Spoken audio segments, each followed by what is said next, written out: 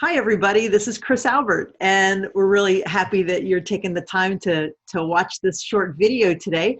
I wanted to introduce you to the Racial Justice Small Group. Now, this is just for the members. 4 of us are in the Racial Justice Small Group. But we thought that it would be really neat for you to get a chance to hear from people in the small group a little bit about what the small group is, what we've been up to, and why it's been meaningful. And just to kind of get your thinking going as to whether or not you would like to be part of a small group in the future. So I want to welcome Doug Albert and Megan Hooper and Kelly Lowry, 3 members from our small group. So I'll just open it up to you guys. What would you like to share with any of the people who are watching the video today? I'll start. And Chris gave us a couple of things we could speak about, and what I'm going to talk about is just how the group has impacted me by being a member of the group. And I think the number one thing for me was simply education. I'm always trying to learn more. I also like to know what I don't know. So this was as much a history course, and it is a history course on racial injustice for me, but I love hearing from people of color. And I love hearing maybe more realistic history than what I was taught when I was back in school that was going on in the 50s and the 60s, and even Reconstruction during the Civil War time. So some new terminology for me that I wasn't sure I really knew, like white privilege, white fragility, things like that. Our group is made up of very empathetic participants. Some weeks we laugh, some weeks we cry, sometimes we do both in the same small group time. I also really enjoyed the generational division that's going on. We have people, I'm guessing, from 21 years old to 90. And sorry if I'm offending anyone by that. That's a guess. And also, we have accountability partners, if that's of interest to anyone, that you can have a one-on-one relationship to talk through some of the issues a little more. This is very timely in 2020, at a time where it seems that racism is a little bit being emboldened, and people that have racist tendencies seem to be saying it's okay for me to pop my head up and be one of those people right now. But we're charged in the group with not necessarily being non-racist, but instead being anti-racist. And of course, that requires an action step. So I'm learning, I'm enjoying, and I'll pass things off to someone else. Thanks, Doug. I think to piggyback on what Doug was saying, for me, racial justice has been something that I've been really interested in since college as an education major at Penn State. And just being really in tune to what my profession and my career, how important that is.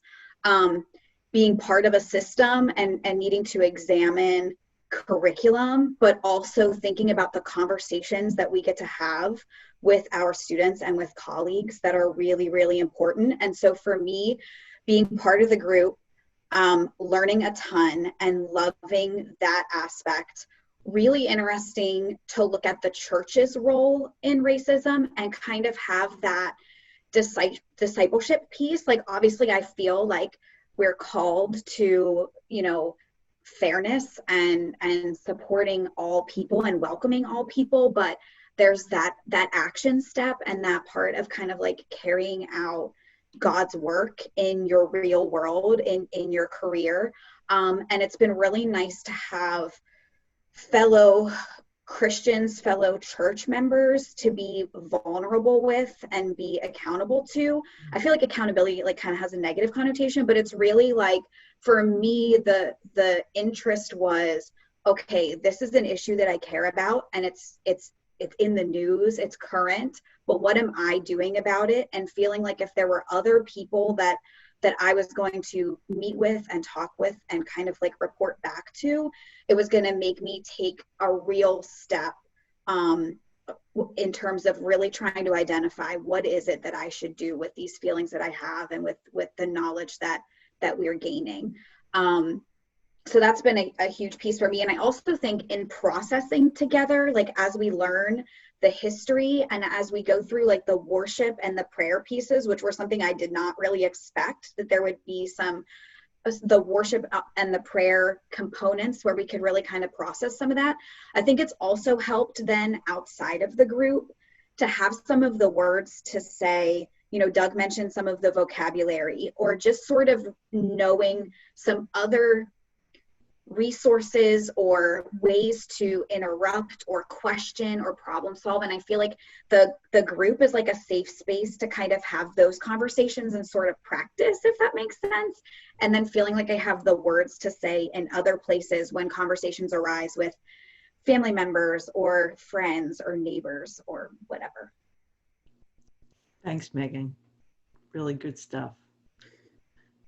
Yeah, I think on kind of some similar notes, I think certainly our group is the racial justice group, and from professionally and personally, I heard the term, how do we continue the conversation, especially with some of the happenings of 2020? How do we make sure we continue the conversation? And I heard that, I remember in June specifically at a conference related to my profession. And then when this was an opportunity presented this summer to join, I think I was really excited because it enabled me to continue the conversation with the facilitator. I mean, I think the best thing about a small group is having a facilitator who has kind of prepared outlines, it gives us that content that we can have the discussion on. And I think it really is facilitated discussion. It's not being talked at, it's how do we talk with each other. So it's great to have a facilitator who is knowledgeable about the content, has resources to help us have very fruitful discussions, but also it's the group members. There's lots of different members in our group that bring lots of different perspectives. And I think, yes, the safe space has been really, really meaningful to me. I think it's a space where you share. I think everyone feels comfortable in sharing, because we know that how we share and when we share, that's when the growth happens. So that's, I think, been huge. And especially now as we are looking at different ways to connect with each other, even in this virtual space, I think there's still been this really great opportunity to connect, and even connect greater. I think in our small groups, we've had educational offerings in the past. I think because this is a group that meets twice a month, the consistency of that with the consistent group members has been really neat. I think I've gotten to maybe know some folks a little bit more through our small group. So I've really appreciated that sense of not only the learning. I love to learn. It's definitely something that such a lifelong learner. How do we have those discussions, making sure that we're taking in that information. But I think also the consistency of our group meeting, I think that's been powerful. We're growing together, we're learning together, we're connecting together, so we can continue to take action together. So I really enjoyed the small group for that reason, is some of the connections we've been able to make with each other, along with the importance of the content of continuing. One of the sessions talked about how this really is soul work. These conversations are something that can be really heavy and really intense, and really provoking. So I think the fact that we have a small group to do that soul work together is something really meaningful to me in terms of being a part of the small group. Awesome. Hey, thank you all for taking the time to meet and to share this with the folks that are watching. One of the things that I'm excited to see, so we've been meeting since August 10th, and we're going to go through the end of November with our meetings. But one of the things that we're going to be looking towards is the now what. What are we going to do with this? What are the actions, not only that we take as individuals, and how this learning has impacted us as individuals, but also what does it mean for us as a church? And where are we as a group? We will become a kind of a nucleus of leaders to say, so what is our role as a church, and how can we bring more people into this conversation? And then how do we impact our community? What can we do to impact our community and to make it truly safe and welcoming for people of color, for Black and Indigenous people of color. So yeah, there's just so much promise in this. And I see it also as an affirmation of our baptism, to stand for truth and justice in the world, because we are called to do that in our baptism. So I want to thank the four of you for sharing with folks about the Racial Justice Small Group. And to the folks that are watching, keep your eyes open for future groups that will be forming.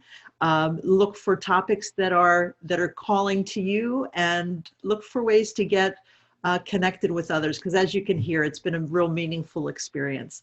And so we pray that this will fall on your heart, and that you'll look for ways too that you can live into your discipleship, your Christian discipleship, through participating in a small group. So thanks, everybody. You guys have a great day, and we'll see you all next time.